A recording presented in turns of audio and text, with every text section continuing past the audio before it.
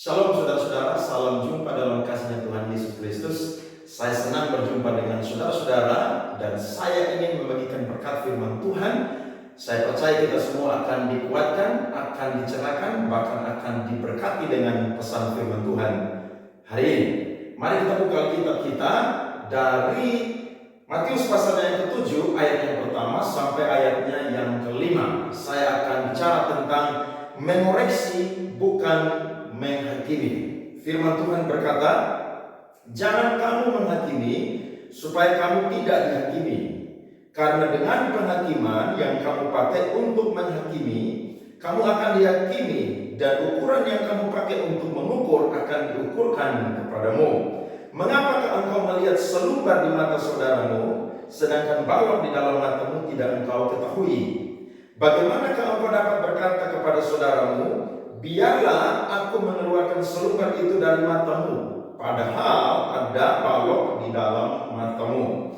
Hai orang munafik, keluarkanlah dahulu balok dari matamu, maka engkau akan melihat dengan jelas untuk mengeluarkan selumbar itu dari mata saudaramu. Saudara-saudara yang dikasihi oleh Tuhan Yesus Kristus, pada waktu itu Yesus sedang berkhotbah di bukit. Dan ada satu topik yang Yesus bahas khususnya kepada para murid sebelum mereka melayani bersama dengan Kristus. Bahkan setelah nanti Kristus naik ke surga, mereka akan tinggal di bumi dan akan melanjutkan karya-karya pelayanan yang Yesus akan percayakan kepada mereka.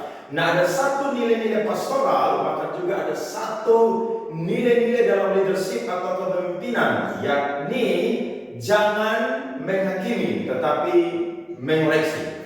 Apa maksud daripada pesan firman Tuhan ini? Maksudnya begini, saudara-saudara. Ketika kita melihat seseorang jatuh dalam dosa atau seseorang melakukan kesalahan yang berhubungan dengan dosa pribadinya, maka saya dan saudara harus memanggil dia, kemudian mengoreksi dia, bukan menghakimi. Karena dosa yang dia perbuat adalah dosa yang tidak ada hubungannya atau dosa yang merugikan orang lain. Tetapi dosa ini adalah dosa yang merugikan diri dia sendiri. Nah, pada waktu itu Yesus melihat bahwa ada begitu banyak orang yang lebih suka menghakimi daripada mengoreksi. Contohnya adalah para ahli-ahli Taurat dan juga orang-orang Farisi. Mereka adalah orang-orang atau kelompok atau golongan yang selalu memberikan penghakiman kepada orang-orang yang mereka temukan melakukan kesalahan. Ini sesuatu yang tidak alkitabiah, sehingga Yesus menanamkan nilai-nilai ini kepada mereka, supaya ketika Yesus bersama dengan mereka dan Yesus tidak ada lagi, mereka melakukan tahap ini ataupun juga bagian ini, supaya ada begitu banyak orang yang melakukan kesalahan, bukannya menjauh dari Tuhan, tapi mereka akan dipulihkan lewat yang namanya dikoreksi. Nah, saya mencatat saudara-saudara, kata menghakimi itu dalam bahasa Yunani menggunakan kata krenete. Dalam terjemahan bahasa Inggris menggunakan kata not do judge, yang artinya menilai orang lain dengan sebelah mata, atau tidak melihat dengan jelas, atau tidak melihat dengan sempurna. Saudara lihat, ketika kita menghakimi, maka saya dan saudara adalah orang-orang yang melihat seseorang dengan sebelah mata kita, atau kita menganggap remedial, ataupun juga saya dan saudara menjadi orang-orang yang mudah menghakimi karena saya dan saudara tidak melihat suatu masalah duduk perkaranya dengan jelas. Ataupun juga saya dan saudara tidak melakukan observasi, penyelidikan, sehingga kita melihat dengan tidak sempurna. Nah, Tuhan mau saya dan saudara adalah orang-orang yang tidak terjebak di dalam yang namanya penghakiman. Sebab Kristus sendiri tidak pernah menghakimi orang-orang yang melakukan dosa secara pribadi. Dia selalu yang namanya mengoreksi. Kapan Yesus menghakimi, saudara-saudara? Ketika koreksi tidak bisa lagi dijalankan atau koreksi tidak mempan kepada orang tersebut, maka penghakiman pasti akan berjalan. Yesaya pasal ke-11 ayat yang ke-3 sampai 5 menarik, saudara-saudara. Firman Tuhan berkata tentang Yesus Raja Damai. Ya, kesenangannya ialah takut akan Tuhan. Ia tidak akan menghakimi dengan sekilas pandang saja atau menjatuhkan keputusan menurut kata orang. Tetapi ia akan menghakimi orang-orang lemah dengan keadilan dan akan menjatuhkan keputusan terhadap orang-orang yang tertindas di negeri dengan kejujuran. Ia akan menghajar bumi dengan perkataannya seperti dengan tongkat, dan dengan nafas mulutnya ia akan membunuh orang fasik. Saudara perhatikan, Yesus menghakimi bukan dengan kata orang. Yesus menghakimi dengan adil. Bahkan keputusannya adalah keputusan yang benar-benar adil kepada semua orang, baik dari golongan yang kaya maupun juga dari golongan yang miskin. Sedangkan kata mengoreksi itu menggunakan kata Yunani epanortosis, yang artinya adalah koreksi atau revisi untuk meluruskan. Kalau saya dan saudara pernah mengenyam bangku kuliah, pasti ada tugas akhir yang saya dan saudara akan selesaikan. Yakni kalau saudara S1 pasti akan selesaikan skripsi. Nah, ketika saya dan saudara membuat skripsi, pasti akan diberikan kepada dosen pembimbing sebelum masuk dalam tahap ujian skripsi. Pasti di situ ada yang namanya revisi. Nah, ketika kita memberikan karya tulis kita atau skripsi kita kepada dosen pembimbing, saya percaya ada hal-hal yang mungkin direvisi. Mungkin kalimat yang duduknya tidak tepat atau penempatannya tidak tepat, mungkin dipindahkan ke posisi yang lebih tepat. Ataupun juga isi daripada karya tulis kita tidak cocok dengan judul, dengan bab, dan juga dengan topik yang kita bahas, sehingga dilakukan yang namanya revisi. Ataupun juga saya dan saudara sama seperti seorang yang pergi ke tukang pangkas rambut dan saudara ingin memotong rambut saya dan saudara. Ketika di situ ditemukan ada yang tidak seimbang atau tidak rapi, maka pasti sang penggunting rambut tersebut akan melakukan revisi kepada rambut kita supaya rambut kita menjadi baik dan hasilnya memuaskan kita. Nah, Tuhan mau saya dan saudara adalah orang-orang Kristen, hamba-hamba Tuhan yang sebelum menjatuhkan penghakiman, pastikan bahwa koreksi ada di depan. Dan saya percaya ketika saya dan saudara mengoreksi saudara-saudara seiman kita, maka mereka yang sedang bengkok kita akan luruskan. Mereka yang sedang salah jalan, kita akan bawa mereka kembali kepada jalan yang benar. Nah, saya mencatat saudara-saudara, kata mengoreksi ini cocok dengan 2 Timotius pasal 3 ayatnya yang ke-16. Segala tulisan yang diilhamkan Allah memang bermanfaat untuk mengajar, untuk menyatakan kesalahan, untuk memperbaiki kelakuan, dan untuk mendidik orang dalam kebenaran. Saudara lihat, ada kata mendidik orang dalam kebenaran di situ menggunakan kata koreksi. Nah, ketika saya dan saudara menyimpang dari kebenaran, maka koreksi harus berjalan di situ. Jadi saya dan saudara tidak boleh melihat dengan tidak jelas, melihat dengan tidak sempurna, kemudian menghakimi seseorang. Ingat, saya dan saudara adalah orang-orang yang masih bisa jatuh di dalam dosa. Bahkan setiap hari kita masih bisa jatuh di dalam dosa. Nah, ketika saya dan saudara mudah sekali menghakimi orang yang melakukan dosa pribadinya dengan Tuhan atau dengan sesamanya, maka dia adalah orang yang tidak melakukan sesuai dengan firman Tuhan. Saya mencatat, mengapa kita perlu mengoreksi bukan menghakimi. Sekali lagi, menghakimi boleh dijalankan, tapi itu ada di tahap yang kedua. Tahap yang pertama adalah mengoreksi. Yang pertama saya catat adalah mengoreksi akan membuat seseorang merasa dicintai. Matius 18 ayatnya yang ke-15, firman Tuhan berkata, apabila saudaramu berbuat dosa, tegurlah dia di bawah 4 mata. Jika ia mendengarkan nasihatmu, engkau telah mendapatnya kembali. Saudara perhatikan, ketika orang melakukan dosa yang bersifat khusus, yakni urusan dia dengan Tuhan, dan kita menemukan itu bahwa dia bersalah, maka saya dan saudara harus panggil dia, kemudian tegur dia di bawah 4 mata. Yakni saya atau saudara dengan orang yang melakukan kesalahan tersebut. Dan saya percaya saudara tidak langsung mudah menjatuhkan penghakiman kepada dia. Saudara pasti akan minta data-data, bukti-bukti, dan akhirnya saudara bisa kumpulkan itu. Dan kalau dia mengaku, maka saya dan saudara harus memberikan pengampunan. Tetapi kalau dia tidak mau mendengar koreksi, maka ada tahap lanjutan yang harus dilakukan. Ayat 16, jika ia tidak mendengarkan engkau, bawalah seorang atau 2 orang lagi, supaya atas keterangan 2 atau 3 orang saksi, perkara itu tidak disangsikan.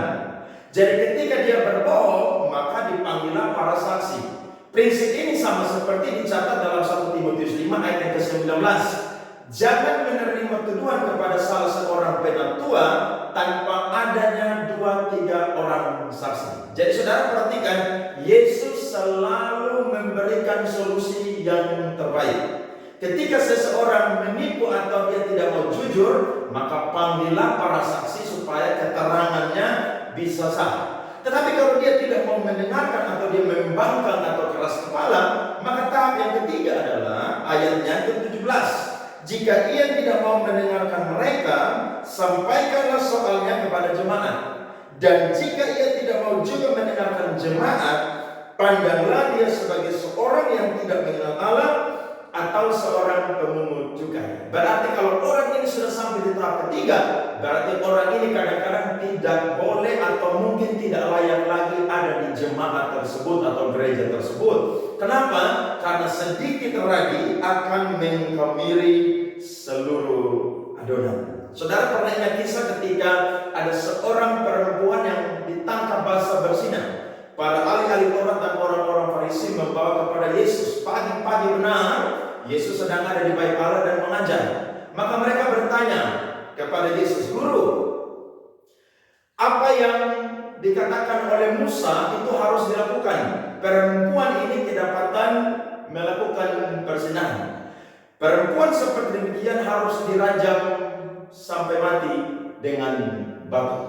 Maka Yesus ketika mendengar perkataan mereka, Yesus tidak langsung memberikan jawaban. Sebab apa saudara-saudara?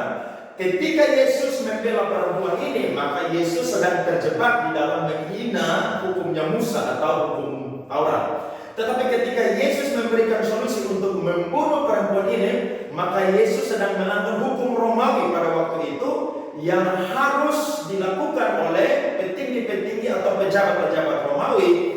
Ketika mendengar kesaksian seseorang baru menjatuhkan hukuman kepada dia. Nah, Yesus tidak mau melakukan penghakiman, tapi Yesus memberikan kesempatan supaya mereka bisa mengoreksi diri mereka. Akhirnya Yesus menunduk dan menulis perkataan di tanah pada waktu itu. Ketika Yesus sedang menulis, mereka bertanya lagi. Maka Yesus bangkit berdiri dan Yesus berkata, siapa di antara kalian yang tidak melakukan dosa, dialah yang paling pertama melempari perempuan ini dengan batu. Maka Yesus menunduk lagi dan Yesus menuliskan di tanah yang kedua kali. Ketika Yesus menulis di tanah yang kedua kali, maka Yesus bangun saudara dan melihat tidak ada satu orang pun lagi. Dia bertanya kepada perempuan ini, di manakah mereka? Mereka sudah pergi. Ada penafsir yang berkata, ketika Yesus menulis di tanah, maka Yesus sedang menulis daftar-daftar dosa-dosa khusus atau dosa-dosa pribadi dari para ahli Taurat dan juga orang-orang Farisi. Mereka sadar mereka orang berdosa, sehingga mereka pun juga tidak mau menghakimi perempuan ini. Akhirnya Yesus memberikan koreksi kepada perempuan ini. Pergilah dan jangan berbuat dosa lagi. Aku tidak akan menghukum engkau, tapi ingat, pergilah dan jangan berbuat dosa lagi. Maksudnya apa? Ada koreksi di situ yang Yesus jalankan dan juga ada penghakiman yang Yesus akan lakukan ketika perempuan ini kedapatan yang kedua kali melakukan perzinahan. Saudara perhatikan, ketika seseorang dikoreksi, maka dia akan merasa dicintai. Yang kedua, mengapa kita perlu mengoreksi bukan menghakimi? Mengoreksi akan membuat seseorang bisa kembali kepada jalan yang benar. Saudara-saudara, Tuhan sendiri adalah Tuhan yang mampu untuk memakai segala cara untuk seseorang bisa kembali kepada jalan yang benar. Saudara ingat kisah tentang anak yang terhilang ketika dia menjadi seorang berandalan, pergi dari rumahnya, menghabiskan harta yang diberikan oleh ayahnya. Ketika pada waktu itu dia jatuh kelaparan, dia mau makan saja susah, dia tidak ada tempat tinggal, dan akhirnya di situ saudara-saudara dia sadar bahwa dia telah berdosa kepada Tuhan dan juga kepada bapaknya. Dia ambil keputusan bahwa dia harus pulang. Kalau tidak, dia akan mati di situ. Saudara lihat, Yesus tidak menghakimi dia dan membunuh dia, tapi Yesus mengoreksi dia bahwa engkau sudah melakukan dosa dan kesalahan. Ketika dia tahu bahwa itu adalah koreksi dari Tuhan, buktinya dia kelaparan, kehabisan uang, mau makan saja susah, maka dia langsung sadar. Akhirnya dia putar haluan, saudara, dia kembali ke rumahnya yang semula. Dan ketika dari jauh ayahnya melihat dia, ayahnya langsung berlari pergi dan memeluk dia, bahkan menyuruh para bujang-bujangnya untuk memakaikan dia jubah yang terbaik, memberikan dia kasut, dan juga saudara-saudara memberikan dia yang namanya cincin, dan juga membuat pesta untuk anaknya yang bungsu ini. Saudara perhatikan, koreksi itu penting. Jadi ketika saya dan saudara sedang mengoreksi seseorang, maka itu adalah jalan-jalan yang Tuhan pakai untuk membuat seseorang bisa kembali kepada jalan yang benar. Jadi kalau saya dan saudara menemukan seseorang yang melakukan dosa dan kesalahan, maka saya dan saudara tidak boleh ikut-ikutan, tidak boleh mengkompromi. Galatia pasal 6 ayat yang pertama berkata, kalau ada seorang yang ditemukan melakukan kesalahan, maka saya dan saudara yang rohani harus memanggil dia dan menyelesaikan persoalannya. Dan saya dan saudara menyelesaikannya dengan lemah lembut. Dan saya dan saudara pun juga tidak boleh terjebak masuk di dalam dosanya. Nah, kebanyakan orang Kristen ketika melihat seseorang berbuat dosa, dia ikut-ikutan.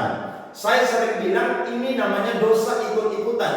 Sudah tahu teman bikin dosa, bikin salah, masih ikut-ikutan. Harusnya saya dan saudara ketika tahu bahwa dia melakukan dosa dan kesalahan, maka saya dan saudara harus panggil dia. Saudara jangan ikut-ikutan dalam dosanya orang lain, karena ingat, saudara yang ikut-ikutan juga, saudara pun juga akan berdosa kepada Tuhan. Nah, Tuhan mau saya dan saudara belajar bahwa ketika saya dan saudara jadi orang-orang Kristen, kita harus membawa orang kembali kepada jalan yang benar. Koreksi itu perlu dijalankan supaya seseorang bisa sadar dan kembali kepada jalan yang benar. Yakobus pasal 4 ayat 11 sampai 12 berkata, saudara-saudaraku, janganlah kamu saling memfitnah. Barang siapa memfitnah saudaranya atau menghakiminya. Saudara perhatikan, ketika seseorang memfitnah seseorang, dia tidak sadar bahwa dia sedang menghakimi seseorang. Kenapa? Karena fitnahan adalah kabar hoax atau kabar yang tidak benar, melihat dengan tidak jelas, melihat dengan tidak sempurna, langsung mengambil keputusan bahwa orang itu salah. Dan ingat saudara-saudara, memfitnah lebih kejam daripada membunuh. Ia mencela hukum dan menghakiminya. Dan jika engkau menghakimi hukum, maka engkau bukanlah penurut hukum, tetapi hakimnya. Hanya ada satu pembuat hukum dan hakim, yaitu Dia yang berkuasa menyelamatkan dan membinasakan. Tetapi siapakah engkau sehingga engkau mau menghakimi sesamamu manusia? Saudara perhatikan, saya dan saudara jadi orang-orang Kristen yang harus pandai, harus bijak. Kebanyakan banyak orang Kristen masuk keluar gereja pelayanan saudara-saudara, tapi ternyata dia pun juga terjebak dalam dosa yang namanya ikut-ikutan. Tuhan benci saudara-saudara.